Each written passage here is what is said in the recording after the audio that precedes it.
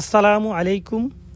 আজকে আবারও আলোচনা করব একটা মারাত্মক ধরনের কুফরি তাবিজ নিয়ে, যে তাবিজ কোনো দিনও বিফলে যাওয়ার মতো না।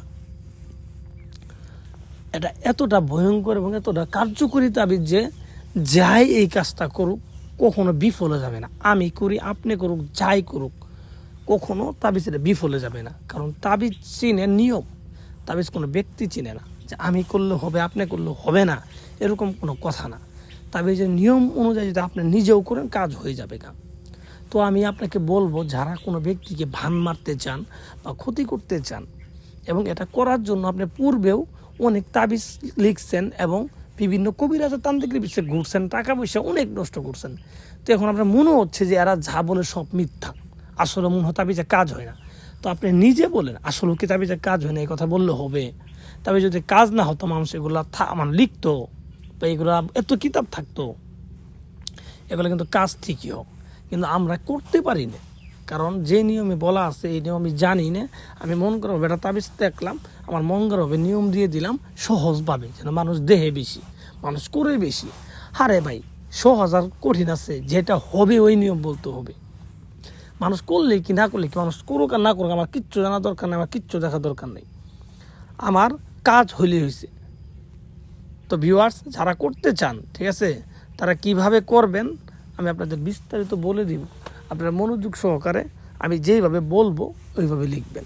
কিন্তু কথা হচ্ছে, এটা কিন্তু সঠিক নিয়মে করতে হবে। আর এটা নিয়ে কোনো ফাইজদেমি ঠাট্টামি মস্তামি করা যাবে না।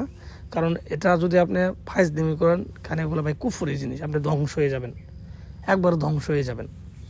আপনি হয়তো আমার কথাটা মজা করতে পারেন, কিন্তু ভাই আপনি দেখেন, ফাইজদেমি করে দেখেন, আজ না হলে কাল, না হলে 10 দিন পরে মিলাই দেবেন, আপনি ধ্বংস হয়ে যাবেন। এত ক্ষতি হবে, জীবনে আপনি উঠে দাঁড়াতে পারবেন না। তো এগুলো নিয়ে ফাইজলামি করার কোনো দরকারই নেই।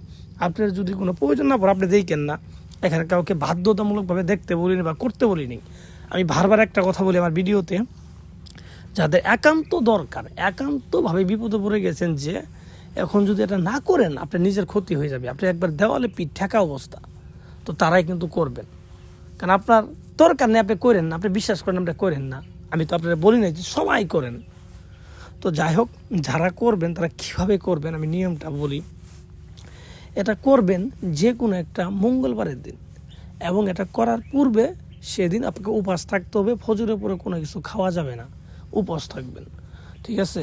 মঙ্গলবারের দিন ঠিক দুপুরবেলা যেই সময় আজান হবে, জোহরের আজান হবে, আর আপনি এইদিকে তাবিজ লিখবেন। এবং এটা লেখার জন্য আপনাকে যাইতে হবে যে কোনো একটা নদীর পাড়ে। নদীর পাড়ে গিয়ে আপনি দক্ষিণ দিক মুখ করে বসবেন, ঠিক আছে। শরীর নাপাক অবস্থায় বসবেন, পাক অবস্থায় বসবেন না। স্ত্রী সহবাস করবেন, না হলে বীর্য বের করে আপনি নাপাক হবেন। নাপাক কুফরি তাবিজ তো নাপাক অবস্থায় লিখবেন। তো লিখার সময় আপনাকে অবশ্যই যাকে করবেন তার কথা মনে মনে ভাববেন, স্থির করবেন, মনস্থির করে তার কথাই ভাবেন একান্তভাবে। তার স্বরূপটা মানে তার চেহারাটা আপনার চোখের সামনে ভাসাবেন। আর মনের ভিতরে এমন একটা নিয়ত আনবেন বা এমন একটা বিশ্বাস আনবেন যে এই তাবিজটা করলেই হবে, বাবু ভাই বলছে হবে, করলেই হবে। তো এরকম একটা মনের মধ্যে দীর্ঘ বিশ্বাস নিয়ে তাবিজ লিখবেন। এবং তাবিজটা লিখতে হবে আপনার লাল কাপড়ের উপরে লিখবেন শ্মশানের কয়লা দিয়ে, ঠিক আছে। শ্মশানের কয়লা দিয়ে লাল কাপড় উপরে লিখবেন, একটু বড় করে লিখবেন, 1 হাত পরিমাণ কাপড়ের মধ্যে লিখবেন। 2টা তাবিজ লিখবেন, 2টা তাবিজ লেখার পূর্বে এবং লেখার পরে যার জন্য করলেন তার নাম, তার বাবার নাম লিখে দেবেন নিচে। এটা হচ্ছে ছেলের ক্ষেত্রে। যদি মেয়েকে মারেন তাহলে তার নাম, তার মায়ের নাম লিখিয়ে দিবেন। এবং সেই মেয়ে যদি বিবাহিত হয়ে থাকে তাহলে তার নাম, তার স্বামীর নাম লিখিয়ে দিবেন, ঠিক আছে। তো এইভাবে নামগুলো সঠিকভাবে লিখবেন। আবার যদি বলেন যে ভাই তার স্বামী 2টা, আগে একটা ডিভোর্স হয়েছে, পর একটা হয়েছে, মানে যেটার সাথে রানিং আছে আর কি, আর রানিং যেটা আছে আমরা উঠে লিখবেন, বা 2টাই লিখে দেবেন, আপনি সমস্যা কি, তো নামগুলো লিখে দেবেন। তো লিখে দেওয়ার পরে 2টা তাবিজের নামগুলো লিখবেন। লিখার পরে তাবিজের অপর পৃষ্ঠায় শত্রুর কী ধরনের ক্ষতি চান এটাও লিখে দেবেন। তো লিখে দেওয়ার পরে আপনি কি করবেন, এই তাবিজ 2টি একটা সাদা মোমবাতির সাথে পেঁচাবেন কাপড়টাকে। মোমবাতির সাথে পেঁচায়ে এই তাবিজ 2টাই শ্মশানে বসেই আগুন ধরায়, মানে যেখানে বসে নদীর পাড়ে লেখেন বা শ্মশান ঘাট আর নদীর পাড় তো এক জায়গায় থাকে, তো ওই জায়গায় আপনি এই তাবিজ 2টা মানে ওই মোমবাতি 2টা জ্বালিয়ে দিবেন। জ্বালিয়ে যতক্ষণ পর্যন্ত পড়বে না ততক্ষণ পর্যন্ত আপনি সাইডে বসে থাকবেন, আসন থেকে উঠে যাবেন সমস্যা নেই, সাইডে বসে থেকে দেখবেন পুরা শেষ হবে, তারপর আপনি বাড়িতে চলে আসবেন।